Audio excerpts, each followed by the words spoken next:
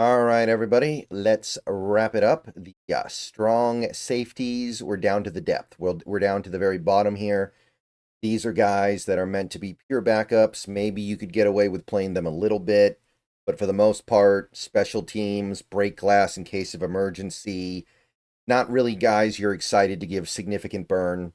Maybe you try to locate one guy that you can get extra mileage out of because you're really good at this kind of stuff. I mean, hey, that's McDonald, right? He's supposed to be a safety whisperer of sorts, but you're not really gonna go here assuming you're gonna find something special. So let's go through a handful of guys that I picked out that I thought were at least a little bit interesting.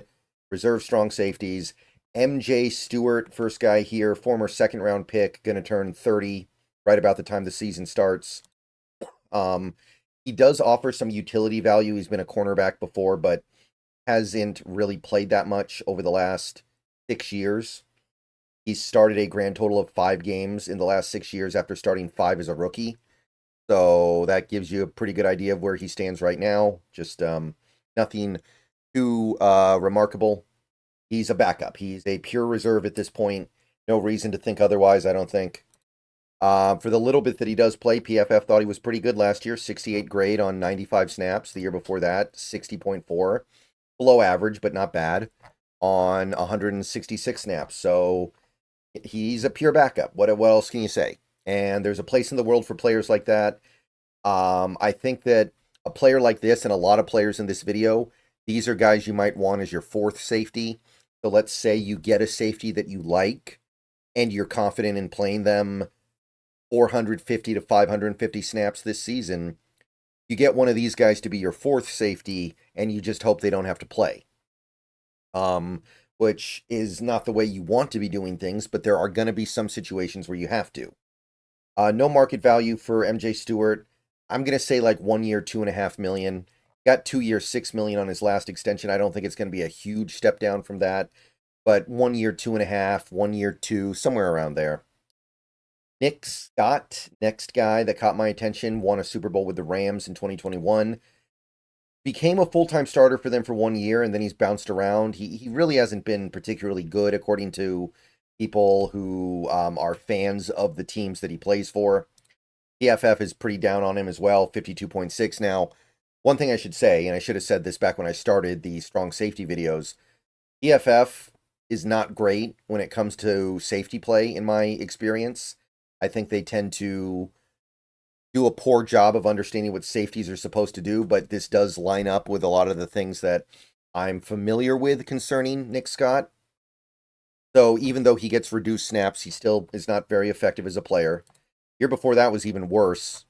570 snaps, 44 grade, one of the worst safeties. Now, for some reason, Spotrac actually thinks his market value is going to be 2.3, almost 2.4.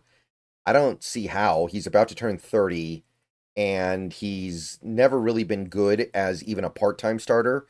I imagine it's going to be more like 1.5 if I had to guess, but I will admit that when you get down to this area of the draft, or excuse me, of free agency, there can be a lot of random variance that's hard to account for. Elijah Campbell of the Miami Dolphins, only been in the league 5 years, but he's already 30, late bloomer. Never really bloomed. He's started 3 games in his career.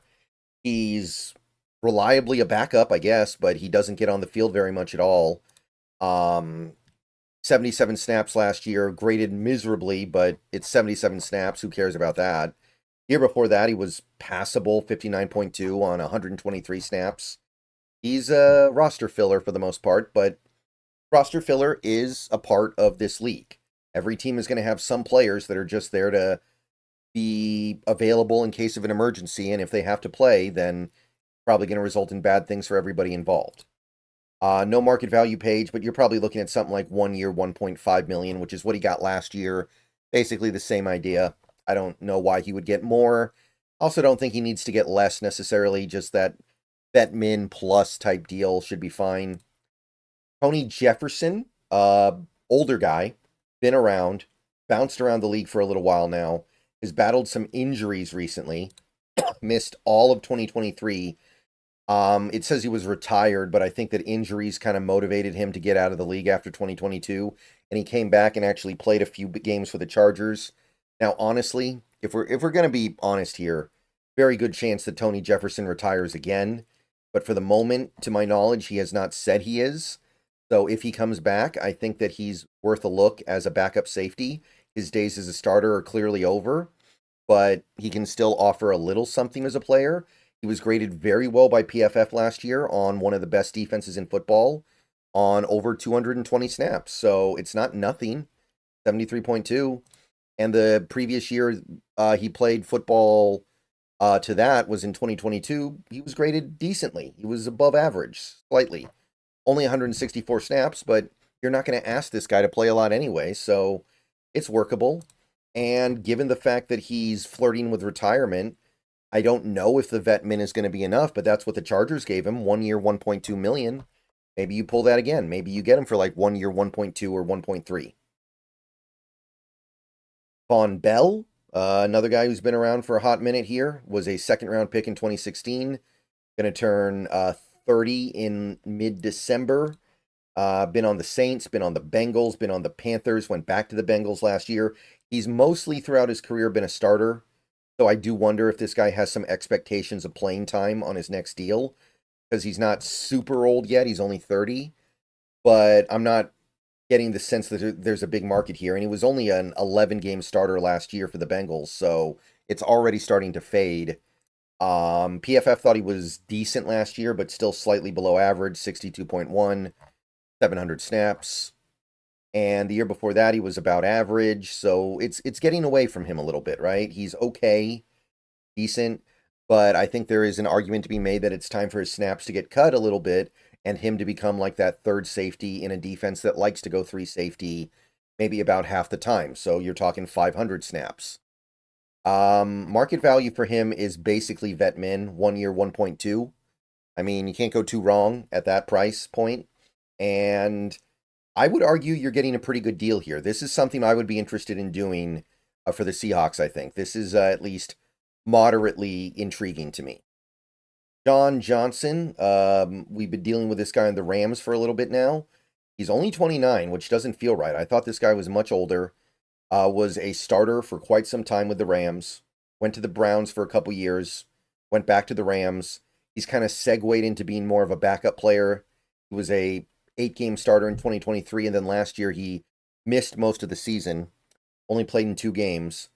But I imagine he's not done with the NFL yet. He's only 29. Going to turn 30 in December, so age is not a big issue for him yet. PFF thought he was below average, but not terrible in 2023 on 500 snaps. And they thought he was passable the year before that. So he can be a backup safety still. I'm not saying there's anything to be terribly excited about here. For whatever it's worth, the tiny bit that he played in 2024, PFF gave him a sterling grade. I'm not saying that means anything because he barely played, but he can still do what he needs to do. I would be a little bit concerned that he needs a bounce back year from the injury, but I imagine you could get him for like 1 year, 1.3 million or so, something like that. It's going to be cheap. He's not going to be asking for big money off a season where he got, 8 tackles combined? I think, yeah, 8 combined tackles. All right, so one last guy, and this will be a familiar face. He hasn't really done much lately, but Ryan Neal, still floating around in this league, still not that old. He's only 29, but the last 2 years have been pretty quiet for him in Tampa Bay. He did start most of the season in 2023, but he was very poorly regarded. He played 2 games last year and nothing else. So he's definitely fallen far since leaving Seattle in 2022. He was one of the worst graded safeties in 2023, 160th out of 174. And he got a decent sample size. This is not like 30 snaps and we're just parlaying from it. This is 580 snaps. And that's a far cry from what he did in Seattle in 2022. So I don't know if it was a fluke. I don't know if he just forgot how to play football. But you could definitely get him super cheap. We're probably talking like vet min here. 1 year, 1.2 million. And you could kick the tires and see what's up. I don't mind that idea. And if he doesn't work out, then he's only going to be a fourth safety anyway, or fifth safety maybe. So what does it really matter? Not much. So those are the depth safeties that caught my attention. Let me know what you guys think. See you guys soon. Go Hawks. And we're going to do a little bit of special teams work, but in terms of the free agency primer, we basically hit the end of the line here. So let me hear it. Hope you guys enjoyed the series. I know it wasn't for everybody. A couple of the videos I posted barely have even a couple hundred views, but this was stuff I needed to do anyway, so why not go ahead and post my stuff as I research it. All right, everyone have a good day. Go Hawks. Could be another video or two later today. We'll see.